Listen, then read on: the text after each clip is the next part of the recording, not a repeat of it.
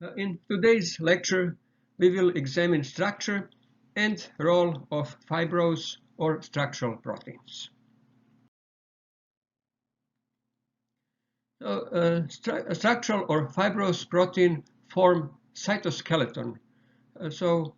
They form extended fibers throughout the cell and outside the cell. Those outside the cell are actually collagen fibers. And in typical eukaryotic organisms, there are three types of cytoskeletal proteins.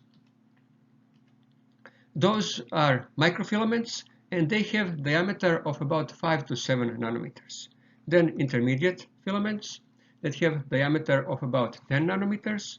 And finally, microtubules, which have diameter of about 25 nanometers. We will cover microfilaments first, then we'll actually cover microtubules, because their structures are somewhat related, and we'll cover intermediate filaments at the end. So they are listed here in the order of increasing size, increasing diameter, but we'll cover them in a little bit different order. So microfilaments constitutes major portion or major part of eukaryotic cytoskeleton. They are polymers of globular protein, which is called actin. And networks of microfilaments support the plasma membrane and determine the cell shape. The structure may also be strengthened by cross-linking, so proteins may cross-link individual actin filaments and form bundles. And of course, such bundles have higher strength compared to individual filaments. Actin is the monomer. It is a globular protein, and it's composed of approximately 375 amino acid residues. It does contain ATP, molecule of ATP, adenosine triphosphate, and that one binds to a surface cleft. You will find that structural element, surface cleft of globular proteins, quite commonly throughout the course. That's the active site of a protein. So whatever protein is doing, a surface cleft usually plays a crucial role in its biological function. So in this case, ATP binds to that surface cleft. Binding occurs in such a way that adenosine fits into the hydrophobic pocket. So in the cleft, adenosine fits in the hydrophobic pocket, while ribose and phosphate groups make hydrogen bonds to actin. Obviously, ribose and phosphate groups have a large number of polar groups. Ribose has hydroxyl groups, OH, while phosphate has a large number of negatively charged oxygens. And then polymerized actin is called F-actin, and that stands for filamentous actin. Monomer is called G-actin, which stands for globular actin, and that is shown here. So you can see what it looks like. It's composed of a number of alpha helices, which are coiled in such a way to form a globular protein. And deep inside it, you can see exposed to solvent is a surface cleft. And you can see a small molecule of ATP that fits into that surface cleft. On the left, you have ribbon formula, and on the right, space filling formula. And surface cleft is shown very well on that space filling formula or space filling model. So actin polymer is a double chain of individual actin subunits. So individual globular actin subunits polymerize to give a double chain of filamentous actin. And here that double chain is shown as two chains that are coiled around each other. One chain is shown in blue, and the other chain is shown in gray. Now each subunit, each actin subunit is in contact with 4 neighboring subunits. You can see that from structure on the right.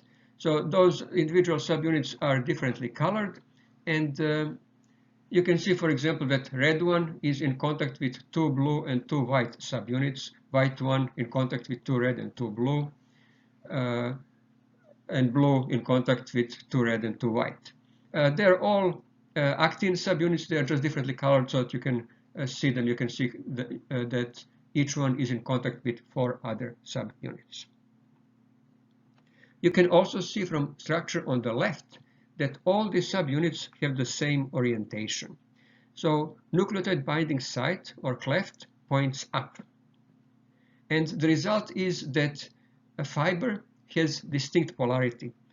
ATP site, so if you look at structure B above, ATP site is the minus site, and the opposite site is plus end, or plus site.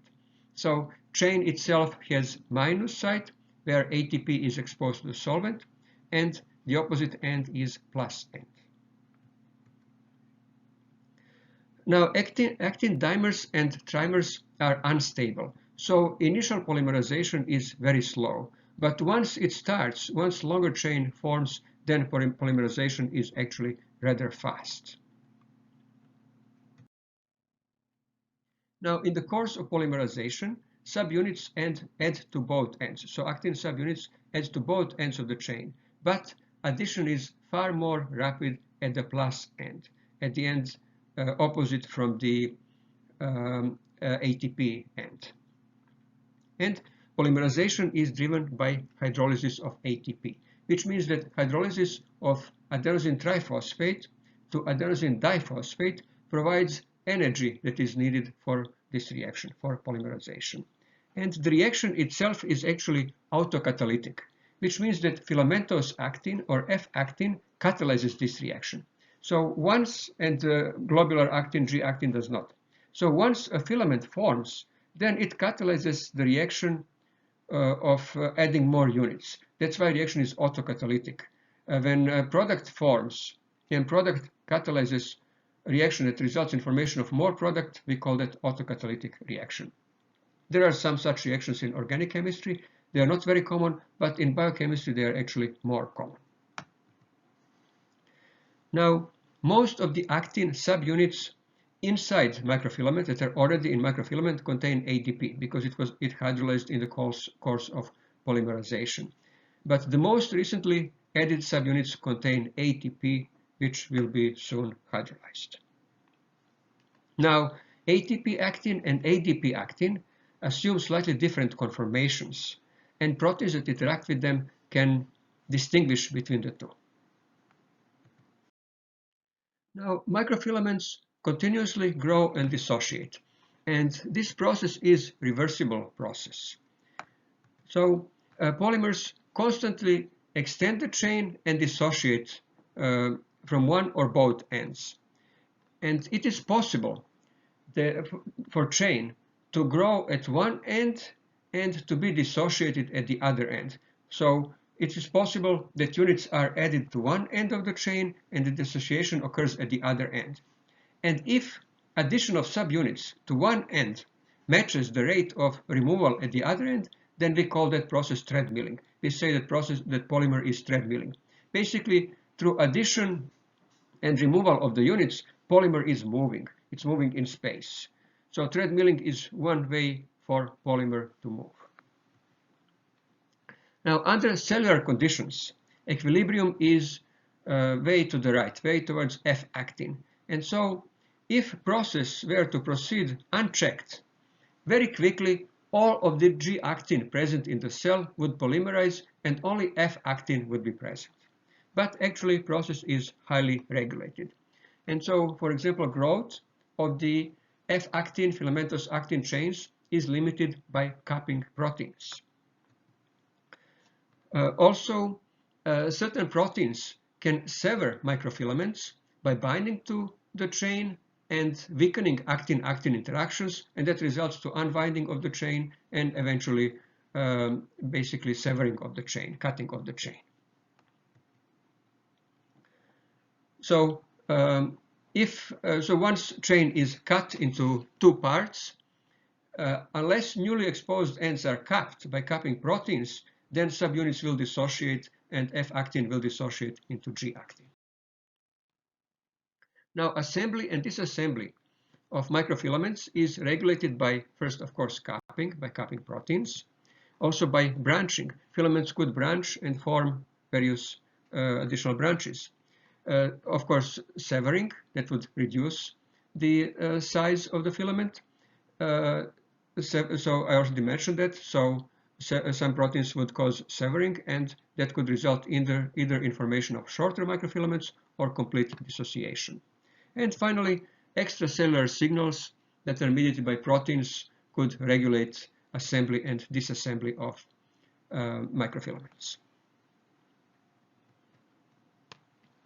Microfilaments are involved in cell movement, and a cell that contains network of microfilaments can change its shape as microfilaments lengthen in one area and regress in another. I already mentioned treadmilling, so that's one way, but in some cases it may not be treadmilling, it may be faster growth or a faster growth than dissociation, or faster dissociation than growth.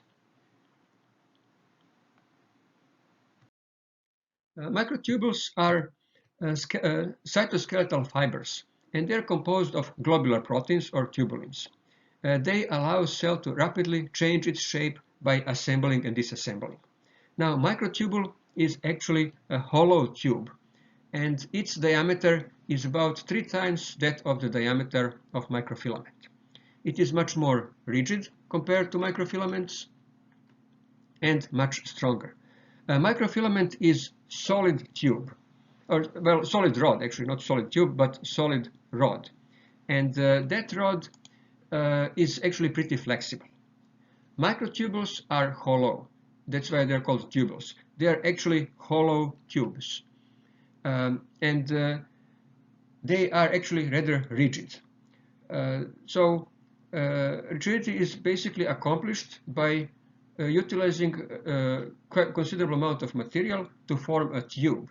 But tubes, that's actually quite efficient, because tube utilizes much less material compared to rod, and still it's quite rigid. So microtubules offer quite a bit of rigidity to the structure of the cell. Now, cells use microtubules for various purposes. They use microtubules, for example, to reinforce other parts of the cytoskeleton, to construct cilia and flagella, which are needed for cell movement, and to align and separate pairs of chromosomes during mitosis.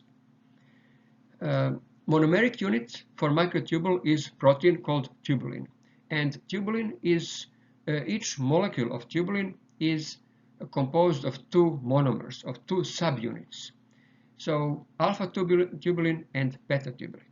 So monomer is actually protein that is itself a dimer. So that's maybe a little bit complex. So microtubules are formed out of individual units, monomers, and each monomer is a dimer. And that dimer contains 1 chain of alpha tubulin and 1 chain of beta tubulin. Alpha and beta tubulin are 2 globular proteins. They have very similar structure, and each contains about 450 amino acid residues, and their sequences are about 40% identical. Core of tubulin is composed of 4 to 6 stranded beta sheets, which gives it considerable strength, and surface is composed of, they're surrounded by basically 12 alpha helices that are on the surface. Each tubulin has a nucleotide binding site, and in this case, nucleotide is GTP. So while in actin, in case of microfilaments, nucleotide was ATP, much more common nucleotide. Here, nucleotide is GTP.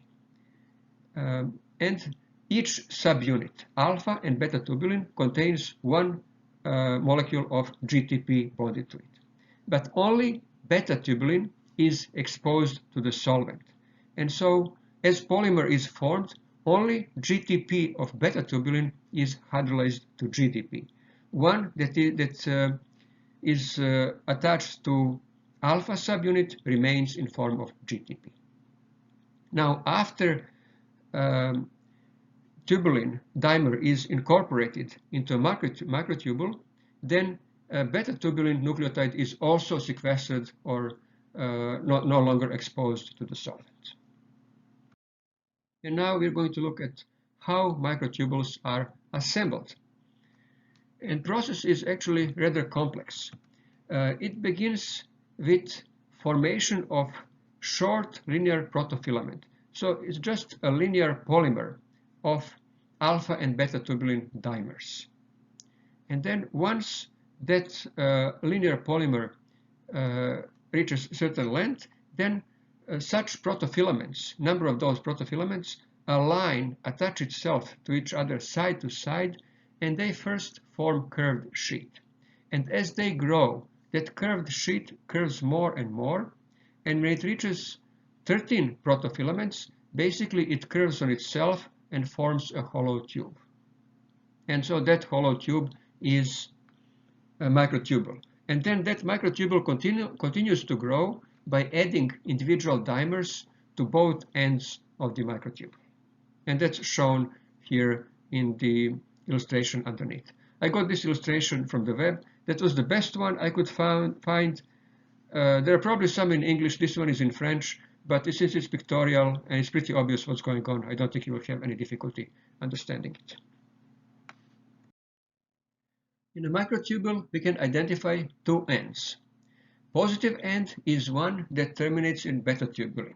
So positive end is beta tubulin end, and negative end is alpha tubulin end. And when it comes to disassembly of microtubule, it occurs at both ends, but it's much faster at the positive end, at plus end. So ends of microtubule first end up fraying, so individual filaments separate from each other, and then dimers are released. And that's shown in this illustration right here. Microtubules also play a very important role in mitosis, and that's shown here. Microtubules also, just like microfilaments, undergo treadmilling. And treadmilling, in this case, is the same phenomenon. So the rate of addition of subunits at one end matches the net rate of removal of the subunits dimers from the other end. And then we say that microtubule is treadmilling. This occurs occasionally, and when treadmilling of microtubule occurs, dimers end to the positive end and dissociate from the minus end. So that means that dimers add to beta tubulin end and dissociate from alpha tubulin end. There are certain drugs that act on microtubules. Basically, they prevent this process of constant polymerization and dissociation. And some of those drugs are colchicine, and colchicine those drugs end up blocking cell division because microtubules are involved in mitosis. So colchicine blocks cell division by depolymerizing microtubules.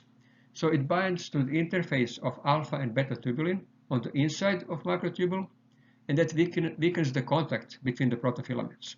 So microtubules get shorter, keep on dissociating, and eventually completely disappear. On the other hand, Taxol acts in completely opposite way. It blocks cell division by stabilizing microtubules and preventing depolymerization. So basically, it freezes them in particular associated polymerized state, and it does that by binding to beta tubulin in microtubule. But it has no affinity for free tubulin. So for that reason, it stabilizes beta tubulin in microtubule and basically stabilizes microtubule itself and prevents its depolymerization. Intermediate filaments have diameter of about 100 angstroms or 10 nanometers, which means that they are, in terms of diameter, intermediate between microfilaments and microtubules. They are exclusively structural proteins, but they interact with microfilaments and microtubules by means of cross-linking proteins. And they are also far more abundant compared to microfilaments and microtubules. And those intermediate filaments that we are going to cover are keratin and collagen. So first we'll look at keratin. Keratin is the best known intermediate filament, and we can identify hard and soft keratins. Now, first, structure of keratin can be described as coiled coil. So there are two right-handed alpha helices that are intertwined to form a left-handed superhelix. And this coiled coil contains central region of about 300 amino acids that are heptad repeats. Heptad repeat is basically an imperfect repeat of 7 amino acids, 7 amino acid residues. Imperfect repeat means that they are not exactly the same 7 amino acids that keep on repeating, but they are similar. And first and fourth amino acid are non-polar amino acids. And then those alpha helices are extended by forming a coiled coil that has 3.5 amino acid residues per turn instead of usual 3.6. So they are a little bit extended compared to regular alpha helices. And so that means that two turns of alpha helix make one heptad repeat. Alpha helices are held together through intermolecular interactions, and those would be London forces and dipole-dipole interactions. And there are some covalent disulfide cross-linking interactions. And that's where hard and soft keratins differ. Soft keratins have relatively few disulfide cross-linking bonds, and that's why they are soft and flexible. And also they are stretchy. So examples of soft keratins would be something like hair, fur, or wool, while hard keratins have much more cross-links, and they are rigid and hard.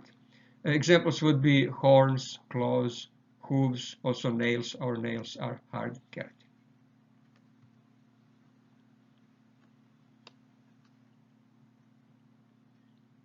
So that's pretty much all you need to know about properties of keratin. Now we're going to look at collagen. Collagen is by far the most abundant animal protein. And its structure is actually a triple helix, where every third residue is glycine. And every third residue must be glycine because glycine does not contain any substituents, and inside of a triple helix is very crowded. And so that's possible only if basically at every point, every position in a triple helix there is glycine. So glycine forms, sorry, not glycine, but collagen forms rods. There are about 50 that are triple helices, so this rod will be composed of a triple helix. And typical collagen polymer, it has diameter of about 15 angstroms and length of about 3000 angstroms.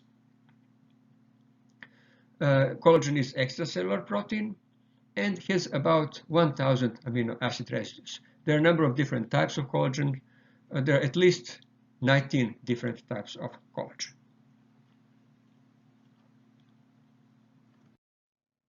Now, frequently encountered sequence in helix of a collagen is glycine, proline, hydroxyproline.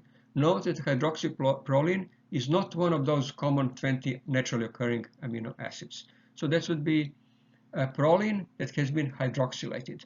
So that's altered proline.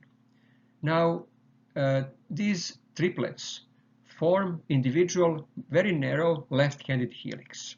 So unlike ordinary alpha helices that are right-handed helices, alpha helix of collagen is left-handed helix.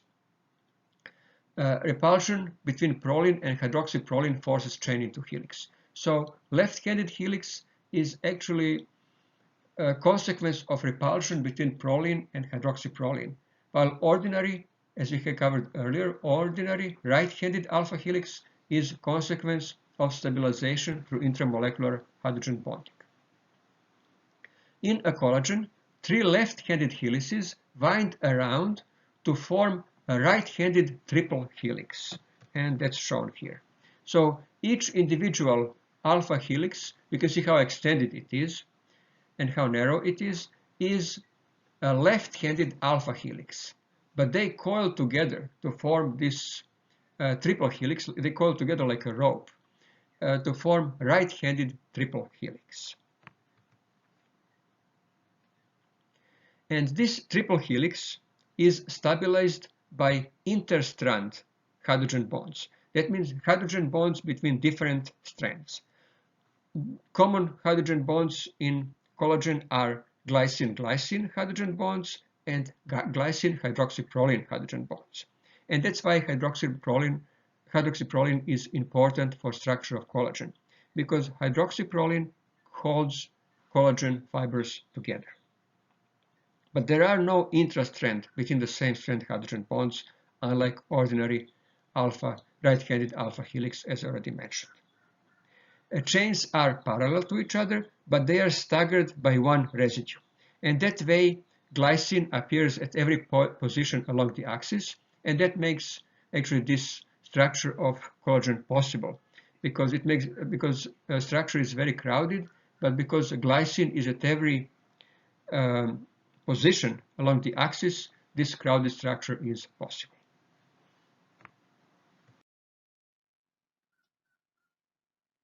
Collagen is also a highly cross-linked molecule, and some of the cross-links could be disulfide links, but actually much more common cross-link is covalent bond. And this covalent bond is actually a result of aldol condensation. In this case, lysine residues that are also present in collagen undergo first hydrolysis. So amine group at the end of the lysine side chain hydrolyzes to hydroxyl and then is oxidized to aldehyde group. And then two such side chains undergo aldol condensation to form very strong carbon-carbon double bond. And so that's the cross-linking of collagen. It forms very strong bonds between individual collagen units. And finally, we're going to look at some collagen-related diseases. Cross-linking of collagen increases with age, and so loss of flexibility of joints with age is related to increased cross-linking of collagen. This is more of a disorder than a disease. Then we have latrism, which is a result of consumption of sweet peas. So cross-linking of collagen is prevented, and that results in abnormalities in joints, bones, and blood vessels. Scurvy is another disease, and it results from vitamin C deficiency. Vitamin C is actually not really a vitamin in a sense the other vitamins act, because other vitamins are catalysts. Vitamin C is needed in stoichiometric amount. To form hydroxyproline from proline, a molecule of ascorbic acid or vitamin C is needed. And enzyme prolyl hydroxylase utilizes a molecule of vitamin C to convert proline into hydroxyproline. So for each conversion of proline into hydroxyproline, one molecule of vitamin C is used up. And so absence of hydroxyproline results in scurvy. And of course, hydroxyproline cannot form if one is deficient in ascorbic acid. So for that reason, our dietary needs, and in general dietary needs of animals that cannot synthesize ascorbic acid, are relatively high, much higher compared to other vitamins. And some authors even don't consider ascorbic acid to be a vitamin or vitamin C, but they consider it as essential nutrient rather than vitamin. Also, arteriosclerotic plaque in blood vessels are in part composed of collagen. And then there are some genetic diseases, such as Marfan syndrome and Ehlers-Danlos syndrome, that result in hyperflexible and hyper-extensible joints, and also bone and blood vessel abnormalities. Those diseases are sometimes difficult to diagnose, but they should be diagnosed as early in life as possible, because persons like this are often kind of a bit skinny and sometimes very tall, but because their joints are hyperflexible and hyperextensive, they are actually very good at sports, particularly things like basketball. And they may be encouraged to play sports, even professionally. But actually they are highly susceptible to injuries, including debilitating injuries, and they actually should not play any sports, at least not professionally, not seriously. So it's very important for such people to be properly diagnosed so that they can be, there is no treatment, but at least they can be, their conditions can be properly attended to. And this is our lecture on structural or fibrous proteins.